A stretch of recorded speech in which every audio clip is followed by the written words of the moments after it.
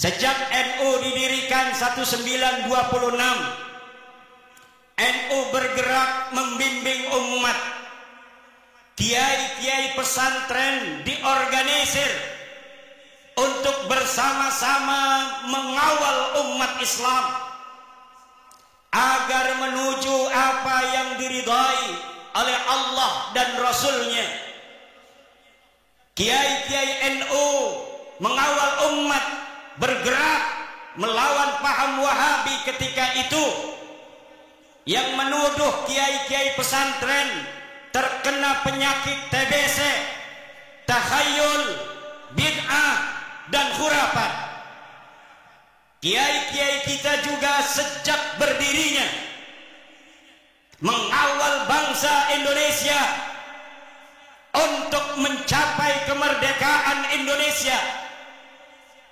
Setelah merdeka 1945, Rais Akbar Nahdlatul Ulama Hadratus Syekh Hasyim Asy'ari membuat fatwa resolusi jihad, kewajiban untuk setiap umat Islam untuk mempertahankan negara kesatuan Republik Indonesia yang baru saja dimerdekakan.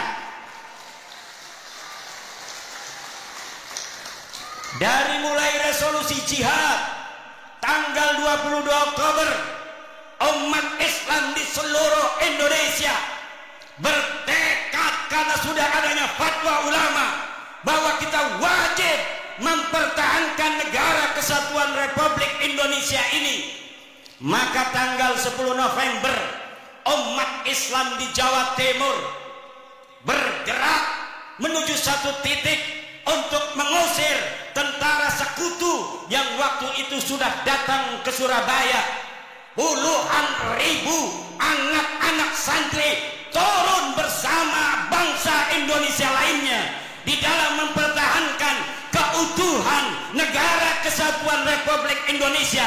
Ribuan nyawa melayang, tapi nyawa yang melayang itu tidak ada artinya kalau dibandingkan kebahagiaan anak cucunya kita di hari ini. Leluhur kita yang telah menjadi syahid, leluhur kita yang telah menjadi pahlawan, di antara mereka ada yang dikenal, ribuan lagi tidak ada yang tahu. Mungkin leluhurnya mati ketika itu, anak cucunya hari ini tidak tahu di mana entah kuburnya. Tetapi perjuangan mereka telah menghasilkan kita kedamaian di hari ini, ketertiban dan kemerdekaan. Maka ini nikmat yang tidak boleh oleh kita warga NU dilupakan untuk senantiasa menjaga negara warisan para leluhur-leluhur kita ini. Jangan sampai negara ini berkuasa. Nahdlatul Ulama bersama elemen-elemen bangsa lainnya hadir di pemerintahan. Kemudian pada tahun 1965 Nahdlatul Ulama, kiai-kiainya, ansor bansernya bersama-sama elemen bangsa lainnya, dari muslimnya, dari kristennya, dari budanya, dari hindunya, dari konghucunya, mengusir dan membasmi Partai Komunis Indonesia yang hendak berkhianat terhadap bangsa Indonesia ini. Kemudian pada saat Orde Baru berkuasa, Nahdlatul Ulama tidak purek, kata orang Jawa Banten. Nahdlatul Ulama bahkan adalah satu-satunya ormas Islam yang pertama menerima Pancasila sebagai asas tunggal yang digagas oleh Bapak Soeharto.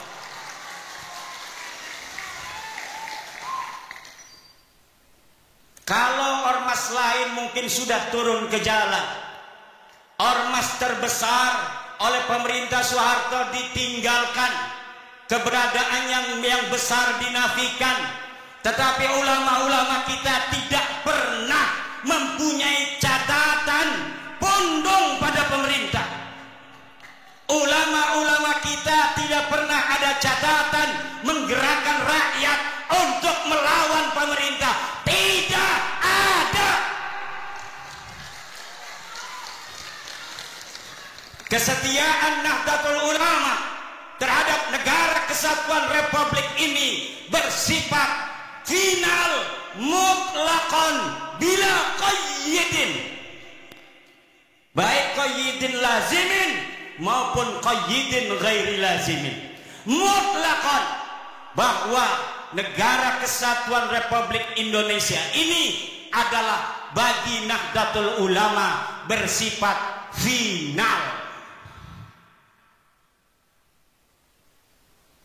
Setelah reformasi hadir seorang putra Nahdlatul Ulama, Sayyidi Syekh Abdurrahman Wahid Gus Dur, Allah takdirkan memimpin negara kesatuan Republik Indonesia.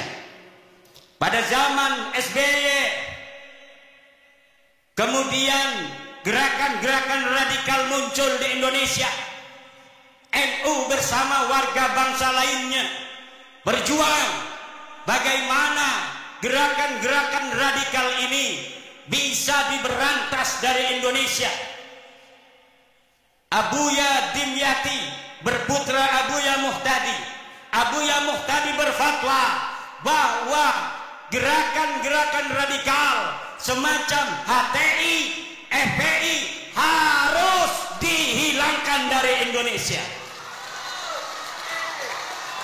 Sebelum negara Indonesia ngeh terhadap HTI dan sebagainya, Abuya Muhtadi Dimyati sudah berfatwa terlebih dahulu beberapa tahun yang silam bahwa HTI harus dibubarkan dari Indonesia.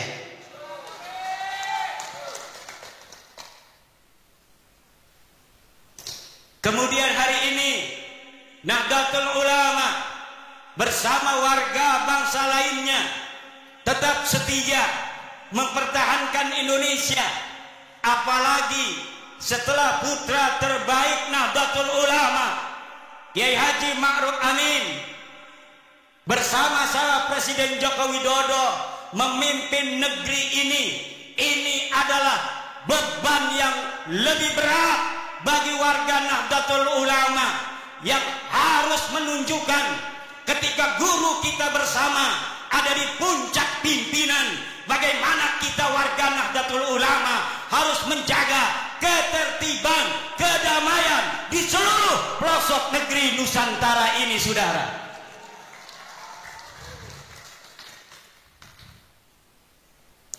Indonesia ini negeri yang baldatun thayyibatun wa rabbun ghafur. Islam datang dibawa oleh Wali Songo. Islam datang dibawa oleh Wali Songo. Islam datang dibawa oleh Wali Songo. Islam datang dibawa oleh Islam datang dibawa oleh Islam datang dibawa oleh Islam datang, catat, dibawa oleh Wali Songo. Yang sekarang Nahdlatul Ulama mengkristalkan ajaran Islam Wali Songo dengan tawaran konsep Islam Nusantara. Kita Islam, tapi kita Nusantara. Kita Islam, tapi kita adalah Indonesia. Kita Islam dengan kesadaran bahwa ada saudara-saudara kita sebangsa yang berbeda. Berbeda agama, berbeda suku, berbeda adat istiadat, berbeda budaya, berbeda bahasa. Ini harus lahir di dalam kesadaran kita, sehingga kita sebagai umat Islam bijaksana sebagai mayoritas di dalam mencetuskan setiap gagasan-gagasan kepada Indonesia Raya. Kita Bhinneka Tunggal Ika, berbeda-beda tapi satu. Kita ada berbeda dari sisi budaya, tapi walaupun kita berbeda-beda, kita tetap satu jua, yaitu Indo, Indo, Indo.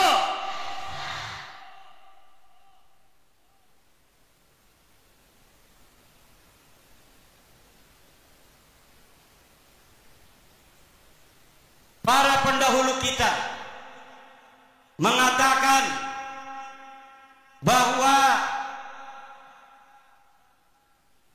kemerdekaan Republik Indonesia ini adalah atas berkat rahmat Allah. Lihat dalam Undang-Undang Dasar. Dan sesungguhnya kemerdekaan itu ialah hak segala bangsa. Dan oleh sebab itu, maka penjajahan di atas dunia ini harus dihapuskan karena tidak sesuai dengan pri keadilan dan pri kemanusiaan. Indonesia harus bersatu dan pertama harus merdeka. Karena di dalam undang-undang yang disebutkan bukan bersatu terlebih dahulu. Bersatu kalau masih ada satu suku bangsa merasa lebih tinggi derajatnya dari bangsa lainnya di Indonesia. Buat apa kita bersatu kalau mereka orang-orang yang bukan pribumi Indonesia menganggap kita pribumi Indonesia adalah sebagai budak-budak mereka.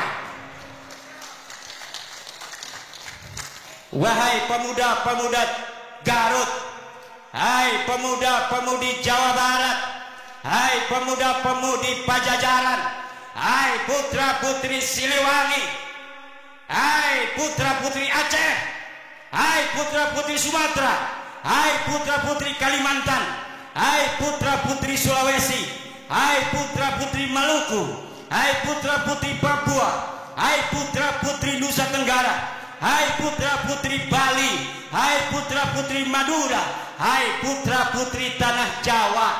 Kalian adalah pewaris-pewaris negeri Indonesia ini. Jangan sampai kalian di negeri kalian sendiri yang direbut dari penjajah dengan darah-darah kakek-kakek kalian sendiri. Kemudian negeri ini, kehormatan kalian, kalian gadaikan, kalian jadikan hal yang menghinakan daripada perjuangan kakek-kakek kalian sendiri dengan menjadi budak dari bangsa-bangsa selain kalian.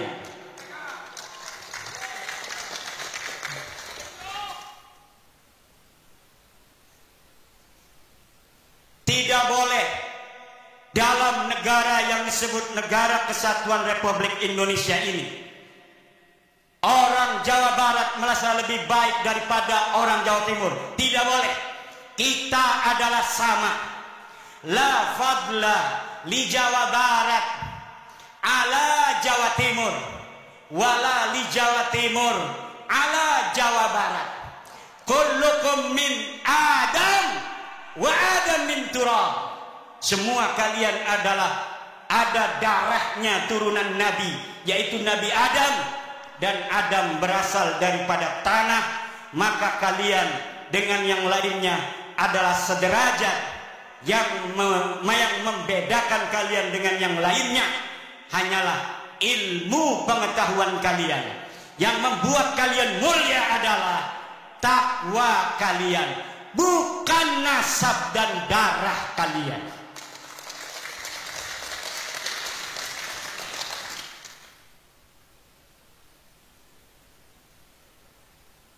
Kullukum ummahatukum waladnakum ahrara fala takunu abidan li ghairikum. Ibu-ibu kalian melahirkan kalian dalam keadaan merdeka, maka jangan sampai kalian menjadi budak-budak dari selain kalian. Di hadapan Allah kita adalah sama. Tidak boleh di dalam Negara Kesatuan Republik Indonesia, tidak ada di dalam ajaran Islam ta'lihul inas wa ta'nisul ilah. Tidak ada menuhankan manusia dan memanusiakan Tuhan. Yang ada adalah kita wajib untuk tunduk dan patuh hanya kepada Allah Subhanahu wa ta'ala. Kita diperintahkan oleh Allah hanya taat kepada Allah dan taat kepada orang-orang yang diperintahkan oleh Allah untuk kita taati. Siapa dia? Atiullaha wa atiur rasula wa ulil amri. Taatilah Allah, taatilah Rasulullah, dan taatilah orang yang mengurus kalian. Walaupun dia bukan keturunan daripada Raden, kalau dia jadi RT, wajib dia ditaati karena dia adalah ulil amri.